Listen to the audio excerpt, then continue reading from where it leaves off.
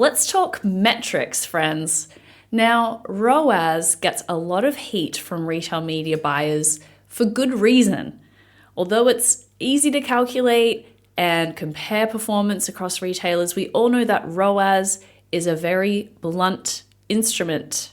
It's only useful in specific circumstances.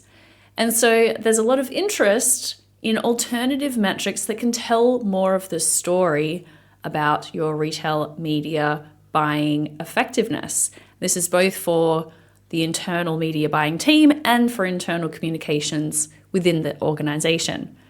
So this episode today is all about retail media metrics that are working for brands right now. I reached out to a few of my brand side retail media buddies to find out which metrics they're reaching for every day. You'll hear the metrics like lifetime margin for newly acquired customers and purchase intent, and an oldie but a goodie, marketing efficiency ratio. Ready to hear how these leaders are putting them to work? Good morning and welcome to the Retail Media Breakfast Club. I'm your host, Kiri Masters, and every weekday at 6 a.m. Eastern, I bring you candid and real discussions in the world of retail media and marketplaces in just 10 minutes. So bring your own cup of coffee and we'll get smarter about retail media together. Now let's hear from Scott Ohsman, VP Digital Commerce at the agency Quickfire and host of the Always Off Brand podcast. Well, it's actually, I thought it was new, but it wasn't new. So this whole MER, the marketing efficiency ratio, the MER, everybody knows the MER. I'm sitting there going, wow, why haven't I heard of this? And then I'm like, okay, what's the formula? Oh my God, it's total sales divided by your ad spend. Oh my God, I've been using that, I don't know, for 10 years. It's called total return on ad spend. And so what I've learned is it's a new metric that is not a new metric, but I've learned new names for the metric. What do you like about why do you like to use that? It's another point about if you're actually effective, if you're actually profitable, if it's doing what you are trying to do from a holistic level. It's another bigger picture look, another macro data point. Efficiency. But I also learned that I've been using incremental ROAS, ad attributed only, return on ad spend, where apparently a lot of people haven't. That was a new metric that I already used that, again, I've just heard new versions of it, iROAS. Now let's hear from Ben Galvin, Senior Director of Omnichannel, Retail Sales, and E-commerce at Monster Energy. Yeah, so one of the big metrics that we're continually trying to chase is customer lifetime value.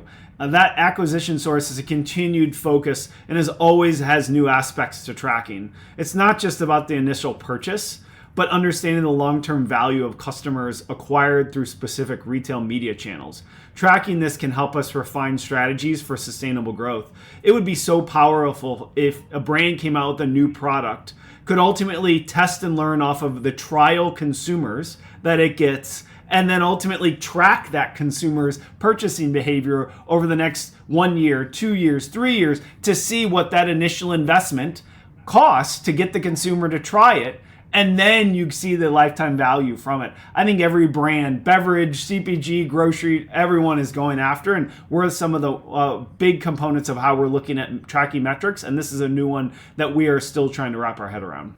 And how much hope, like on a scale of 1 to 10, how hopeful are you or confident are you that you will eventually get good cross-channel CLV information? Yeah, that's the real one, is cross-channel. I'm probably like a 6 or a 7. I am actually more hopeful, and I feel like a lot of us in the brands, particularly grocery CPG, have that fast follow mentality. If there is something that works, we're way behind it, and we try to accelerate it. But I do believe that the cross-channel is coming, particularly in grocery versus the third-party marketplaces like Instacart. The other value that you see, at least in consumer product grocery, is the overlap. So think of Walmart storefront on Instacart and then Walmart.com. Of course, they may be similar consumers. So how do you track across them? So I am very bullish on this being a metric that a lot of brands are going to be able to cross-channelly track over the next 3 to 5 years and be able to put their pinpoint on a consumer across multiple channels based on their, call it, trial consumable behavior versus their potential lifetime in a different platform. I like the confidence.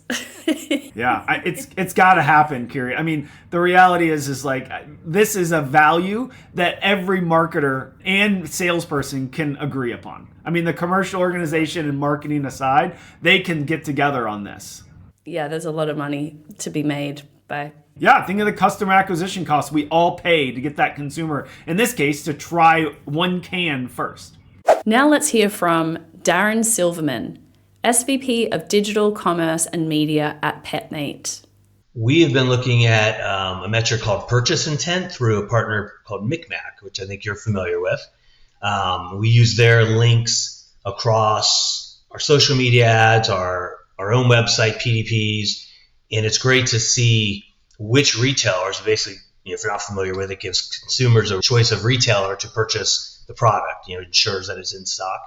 And seeing which retailers they're picking from the choices we're giving them is very interesting data and lets us understand where to focus our efforts a little bit more. So that's a new one that doesn't really come from any other source as far as I know. Now let's hear from Ash McMullen, Head of E-commerce at Advantice Health.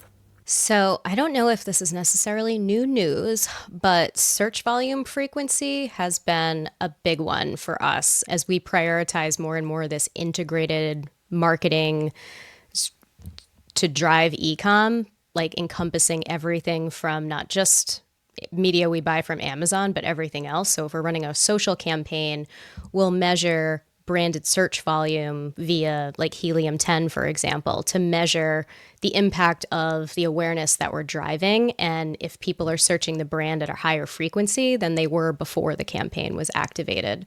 So you're sort of using that as a way to look at cross-channel impact. Yeah, and a way of like measuring upper funnel activations, which is always this like elusive thing of, does streaming TV actually work? Does a social post have an impact? Like, are we driving awareness? So are we prompting an increased amount of search volume for our brand is kind of like how we've been able to answer that. Now let's hear from AJ Patel, SVP of Global Growth at UBeauty. I guess there's a more pronounced metric which I've been tracking over the past 12 months. As a brand, we're always focused on acquisition, and we're also focused on new customer AOV over CAC for the business. But one of the ones which has been really, really important also is actually looking at lifetime margin per newly acquired customer. I think that that's really important to understand healthy sales channels. There is diversity in terms of product mix and what consumers are purchasing from when you're acquiring them through different sales tactics or media tactics. And having that metric being more visible across various different tactics has been super valuable for us this year. Wow, so that's interesting. Just to follow up on that, how do you measure lifetime margin for a newly acquired customer? Can you talk me through that math? Yeah, absolutely. So we take a look at the cost of acquiring a customer utilizing our MTA solution. And we then look at what the customers have purchased, what the product margin has been, subtract whatever media investment we had to acquire that customer, model that out basically for a 12-month period based upon customers that were acquired through that channel, what they've done, and you have your lifetime margin per newly acquired customer. Nothing to it. It seems very simple, but it's quite a bit of math and takes a little bit of time. And especially with multi-touch, it's a challenge, right? Because you have fractional spend per customer per touch point. So there's just a lot that goes into it, but it's helpful to understand and utilize the aggregation of all that data to build that out. And there's insights into channels which we could have invested more into based upon that math, and maybe some channels which we want to invest less into. I think it's a far superior. What's the multi-touch attribution solution you're using? We currently utilize Triple Whale, and we're testing out with a couple of other solutions right now. So we'll see how they go. Well, that is it for today. I hope you enjoyed this episode of the Retail Media Breakfast Club. We meet here every day at 6 a.m. Eastern. So be sure to subscribe and get your daily dose of insights, trends, and hot takes in the world of retail media and marketplaces.